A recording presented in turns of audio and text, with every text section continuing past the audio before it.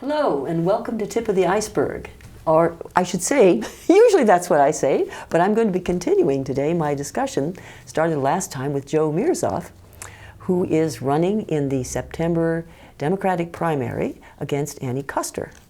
And last time we talked about his reasons for running, and we also ended that segment on the four major reasons that he feels it's important for him to be running this time. And I believe what they were foreign aggression, homeland oppression, debt, and U.S. incarceration policies. Joe has said in his one of his letters to the editor, the United States had lost its way.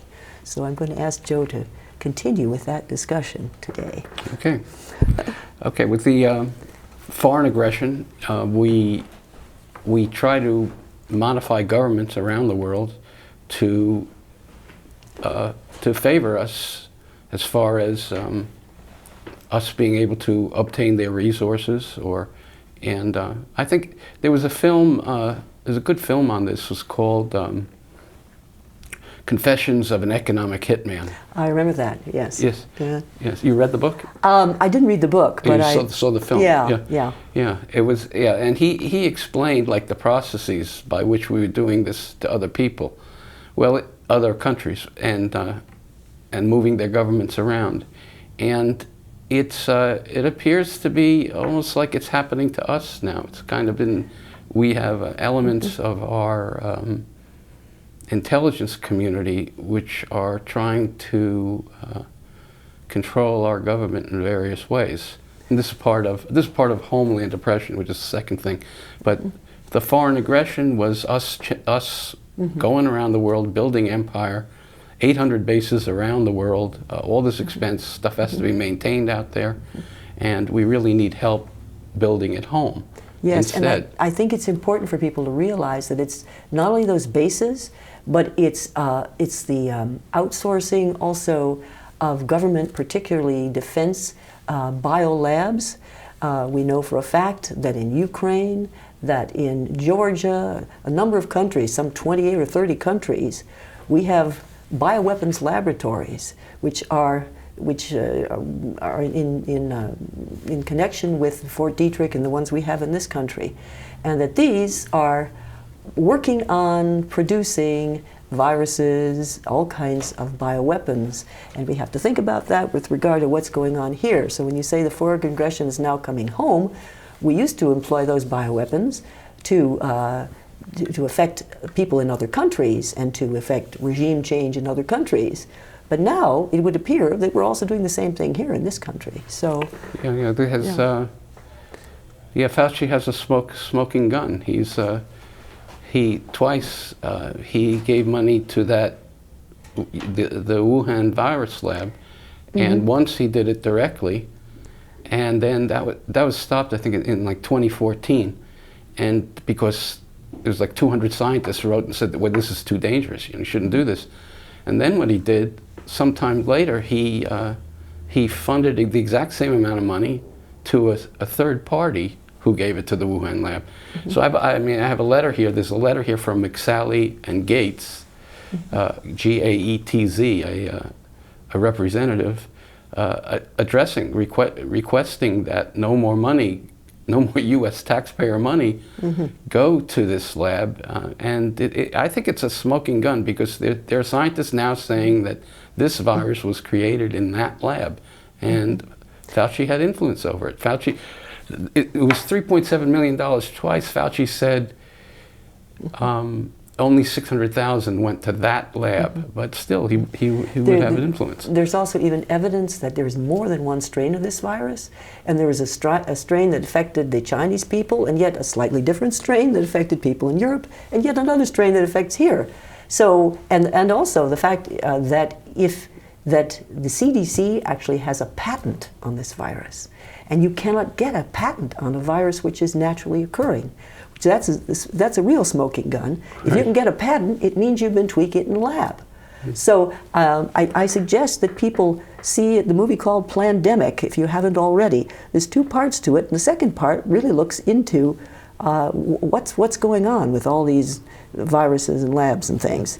So Now, obviously, this is part of homeland oppression. Yeah. If this was a purposeful, malicious act, this would be part of it. And you can see what it has done. It came in 2020, which is like this critical election year. Yeah. Which is that coincidental?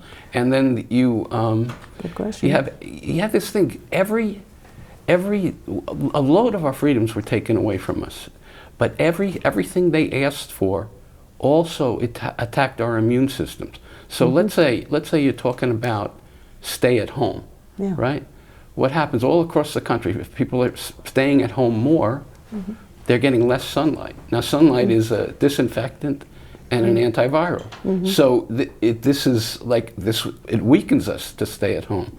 And it's, you know, the other thing is we get less exercise, right? If people go out and about, and that exercise also it helps our immune system. And while you're staying at home, what are you doing? One thing is the country is somewhat overweight, and we visit the refrigerator more. Eating too much, yeah. and we also get the garbage from CNN. CNN had like record, you know, not a record increase for a month. Last year's viewership, month, it didn't win the ratings wars, but I think Fox beat them. But well, people are curious, they're scared, and they want to know what's really going on, and they look to major media to tell them. Right. But then we have to realize that major media are in part of all this is what's going on. Yes, and so right. It's always scare tactics. The numbers are exaggerated. Yeah. They pick out the worst thing to tell you. So what comes across CNN causes fear. Yes. It causes anxiety. Daily. And yeah, this I had an article. You know, it's. So this is the homeland oppression. Now we're getting into what the homeland oppression is all about. Well, this is just the latest example of it. And think about what it's done to the middle class. It's like all the box stores. Well, they were allowed to stay open as essential. Yeah. But the middle class, the people who are trying to get ahead by starting their own businesses and stuff, they were closed down. Yes, and some of them are going to stay closed now. None of them will not reopen because they've already been too badly hit by not having any customers for a period of months. Now you have a guy who's in charge of infectious disease, right?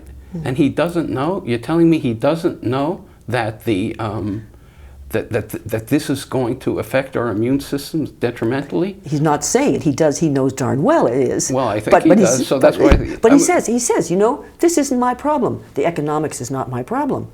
Really? So you cause all these problems, but you take as tangential everything that's happening to people as a result. Right. This, you know, right. Does this make sense? All this stuff, but all this, it's amazing how each one of these things, it weakens us because one of our strengths is our freedoms, and it also weakens us because it weakens us physically because all of these things, every one of them, also attacks our immune system, makes us less able to go against and this the virus. most vulnerable among us are the ones hardest hit with this. Right. That's the other thing. The elderly, you know, who are scared to even go to the doctor, in a lot of cases don't, and then they will just suffer or die, you know, as a result. The people who are homeless, the people the people who are homeless, I notice are doing better because they're out in the streets, they're getting sunlight, they're talking to each other, they're not hiding behind masks. Okay, but the people, you know, the people who, for instance, are depressed, people who are take drugs, all these people are doing far worse. People who are living in situations where they're have an abusive spouse. Just think about that. I've already seen, you know, you've seen in the local paper that they're now finding that incidence of abuse is going way up, and that's to be expected because people are stuck with each other and they're not in good circumstances, you know. Right. So, right. Yes. Right. And violence in the homes and stuff like that. But this is there's things like the times when churches were being closed and you couldn't gather in more than 10 people. Yes. It's like these types of meetings and the free speech that we have, it allows for exchange of information. We learn from each other, you know. Because I got a problem, I talk to my friend. My friend says, "Oh, I had that problem," and tells me how he cured it. Yeah. You know. Yeah. So it's But all these things, even the mask, you can't hear people. Yeah. Right? You can't read their lips. Yeah. You can't see their expressions. Yes. Right? Yes. All this is communication. Yes. And this is truly a muzzle. You know, they're now objecting to calling it a muzzle, but it is a muzzle because people are much less able to communicate with each other and see each other and all the basic things we need to be able to do. And there's actually no scientific reason to do it.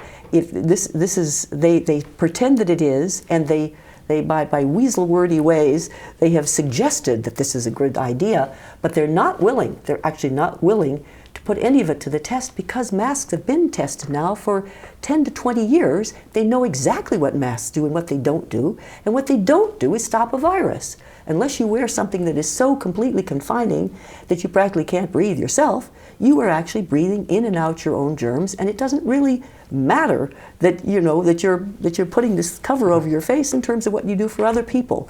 So all this thing that we have in the paper now about you have to protect your friends and everybody by wearing a mask, this is psychological.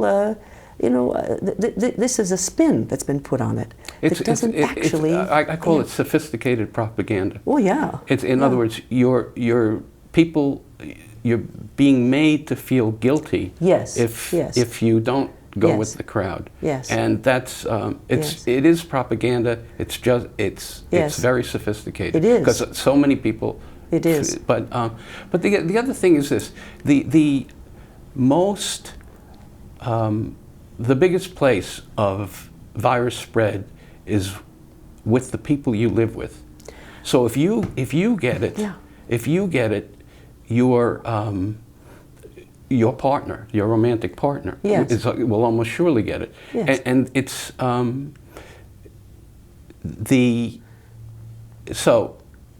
it's an issue whether the mask itself, what it does to the person wearing the mask. Yes. Right? And now like you said before, if you rebreathe the germs, if it's intensity, right? Yeah.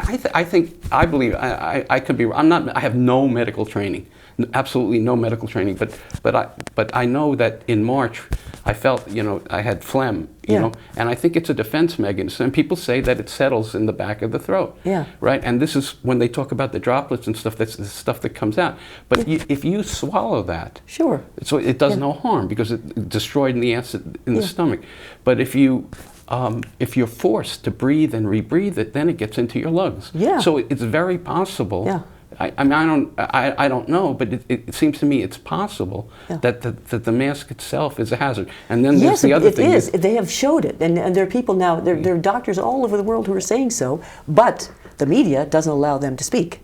That's what's really happening. That conversation that we ought to be having between people who say, okay, we've got the science, we can show you. This isn't just a matter of First Amendment rights, and it certainly is a matter of First Amendment rights, but I mean, in addition, it's actually a matter of scientific stuff. And this is a conversation that we're not allowed to have. We don't have it in the media, so this is why we have to do it on programs like this. But I'm kind of thinking that we should go on because we could go on and on about masks. Okay. So let's get to the other ones. Yes. Okay. So we have foreign aggression. And this homeland oppression. Was there anything else about homeland oppression that you wanted to say? Obviously, some of that is economic. Definitely. Some of it is. I support a living wage because it's. I have many of the progressive values. I think we should have Medicare for all. As I said last time, I think it's cheaper in the long run. Because that also has been proved, isn't that so? I mean, there are these so-called debunkers, but actually, if we had a discussion about that, an open discussion in media or elsewhere, that the people who have figures could point out that indeed we would save money if we had single-payer system. Right. And we reduce the and individual. And we'd have better care. Yeah, better. Yeah. Right. I think both. So that's homeland oppression also. Yeah, and also the fact that right now, ordinary people who have children have such a hard time even going to work, even if they're working from home, because if the children are there and the children are not going to school for one reason or another, or even being schooled or having all of this, the usual, the way that our lives have been working has been totally upended by this, by how we have affected, how we've worked with this virus. So. Okay, so here's my notes Anyway, on homeland yes, oppression. Okay, so yes. well, first of all, it's the Fourth and the 10th Amendment. Yeah. Now, the Fourth Amendment is basically no unwarranted search and seizure. Okay, which the government spying on you now is it's already that. It's already yes, that. it's Yes. Yes. taking something that doesn't belong to them, that belongs to you, Right. searching and seizing. Yes. Okay, so that's the Fourth Amendment, and the 10th Amendment is the rights of the states, and one president after another has made the federal government more in charge of things that states should be in charge of. Yes, that's true. It's a little bit refreshing that the COVID crisis, it has been placed down in the hands of governors, and we can see by experiment which is working and which is not. You know, if it's told to us correctly, because I also think here the media play a role, because the scenario seems to be that we're supposed to think that certain states aren't working, but we haven't been able to really see, you know, if the media tells us, we have to find out on our own if that's really true, say Florida and California. I think they're actually making a lot more progress in both those states than we hear in the media, because the idea is we have this second wave coming. And a lot of people who are not part of the cabal here question the whole second wave idea. But anyway, so okay. So we have Citizens United is that decision. You know, made extreme money is going into politics now more than before, which was bad enough. Yeah. But that's a problem. But you know, one of the things this Jeffrey Epstein. There's one of the bloggers that Caitlin Johnstone has said, like, the only thing we should be talking about there is that underage people are being used as with political, so that they're black. What they're doing is they're sexually blackmailing our legislators because they got films. Well, that's what I've read too, that actually the whole Epstein thing is much more involved than people realize. It's first and foremost about child abuse, but really what's behind it all is various forms of blackmail, both heads of state in various countries. That it's a whole big Ponzi scheme, basically, in which, you know, the primary use is through underage girls, but the way of doing it, but. So everybody knew for a while about, you know, that there was too much money in politics, and that compromised our legislators and our government officials, those that needed to be elected. But now there's this other dimension too, that a lot of these people may be subjected to blackmail. You know, you don't even know. Yeah, sure. Yeah. Okay, I supported Andrew Yang. I like the idea of universal basic income because it doesn't make you rich. It doesn't even sustain you, but it just gives you a base, and you need capitalism above that base. In other words, you need to be creative and to work to make your life better. It doesn't take that away. It's not like socialism, which takes it all away.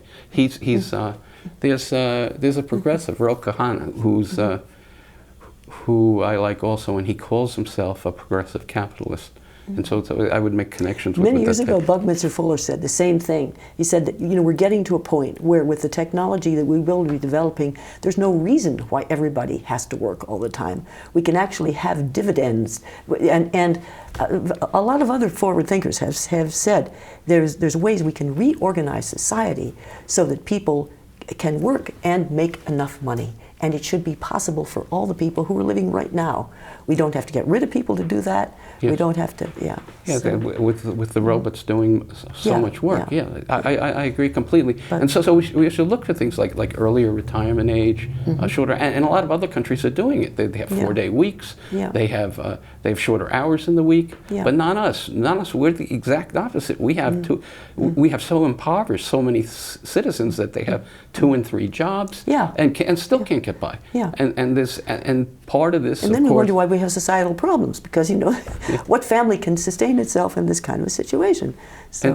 part of this has to do with debt, because Yes. we have this overhang. Yeah. When a child is born Yeah. in this country, the child's share, the per capita share is $70,000. That's what he's walking in with, you know, and that's for normal people. That's a heavy burden, you know. I mean, so you clear your way, you don't feel it. It's a slow and insidious process. And then we have also, and then you go to college, and then I heard the statistics today. It was like $20,000 or $30,000 they're leaving college with. Well, college is training them to be functional adults, right? Yeah. To help our society, Yeah. right? We really shouldn't be charging them that much. In other countries, college is free. Yeah, well, I think at least community colleges. They ought to have places where they could get skills and not have to be in debt. And what get about them. the debt that we're loading on ourselves now with what they're doing with the payouts from the coronavirus and all this, both to businesses and to people? It's going to come back to us one way or another. Right. This right. ballooning of the national debt, of the federal debt. I mean, I think it started with Trump. I think it started at 22 trillion, and now everybody asks. You know, I'm sure, just like you, I'm scratching my head, saying, "So, who's going to pay for this? Right. How can we afford this?" Right. But, right. And it always it's just somehow it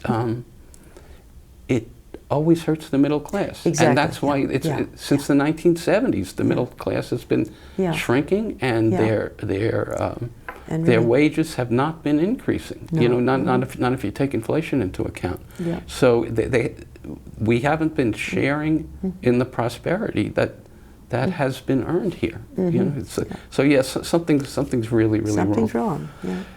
Okay, you want to go to this thing? All right. Yeah. Okay. Well, have we covered that incarceration? Just really quickly on that, and then we'll go to. Okay. Well, we have the drug laws. Yeah.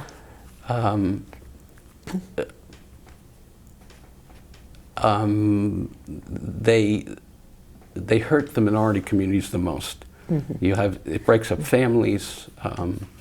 And that's primarily what's putting people in jail. Right. And that's primarily why we have a bigger incarcerated population per capita than any other country in the world, or something like that. So. Right. That's right. Yeah. And so it's. And anyway, so first it breaks up families, and then it breaks up communities, because you know the kids can't have guidance. So that's really where we need to put effort into education. In those regions, so that people, so that all people have a fair chance. Change our laws. What? And change our laws in some cases. Yeah. Oh no. End the drug war. End the drug war. It's not a. It's and education too. This is one of the things I'd like to do in education, is have a virtue curriculum which would teach people the value of, say, courage, honesty. I mean, you think about honesty. How could we end up in 2016 that it was Donald Trump against Hillary Clinton? Two people looked on as the most dishonest people. And yet they rose to the top. And they rose to the top. Right. I mean, so about this election, what do you feel now? Yeah, I know you want to talk some about. Yeah. This election. Kamala Harris is really one of these people who has made this incarceration problem worse. Yes. Yes. She there's a book, Schweitzer is the author's name, and it talks about elite liberal corruption. Okay, and it's I have it on reserve at the library. I'm getting it.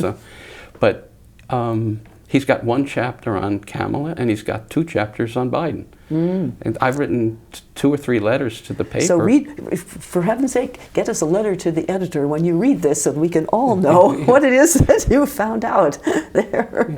Well, the Ukraine thing, I thought, had to be investigated. It was one thing, but also the New York papers have come out. You know, the New York Post and Daily News came out with how Biden enriched his family.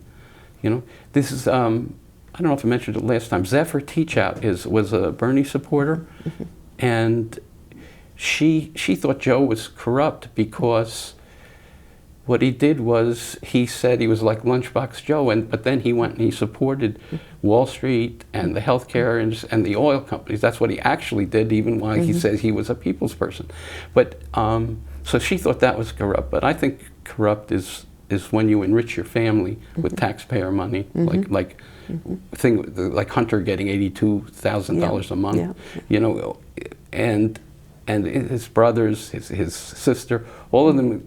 They get either government contracts, government money, or campaign money. Yeah. You know, so it's any way you look at it, they're taken from the American people.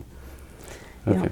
Yeah. Okay. So we haven't had a chance to talk about Hillary, and it's very interesting because as a Democrat, you have a slew of things you can say, as most of us, as those of us can who've looked into this, about what we didn't like about Hillary and the corruption there. But I think that we have just 1 minute, and I have to finish up. Oh, and yeah, it goes very fast. The time goes very fast. So I would like to say that those of you who haven't done your mail-in vote ballots, do go to the polls or mail them in, or go to the polls and vote for Joe Mirzoeff and other candidates who are running against the corrupt system, because I think this is the way we may have some influence and try to change things in this country. And I thank you so much for being here on this show, and maybe there'll be another opportunity yet in which we can talk some more. Joe, I'd love to talk to you about just a number of subjects. So, but I need to tell you now that this program can be seen at 7 p.m. on Thursdays, at 7:30 a.m. on Fridays, 2:30 p.m. on Saturdays, 3:30 a.m. on Sundays, Monday at 6 p.m., and Wednesdays at 7:30 p.m. So, thank you so much for being with us today, Joe. Thank you for having me here today. And thank you, Rick.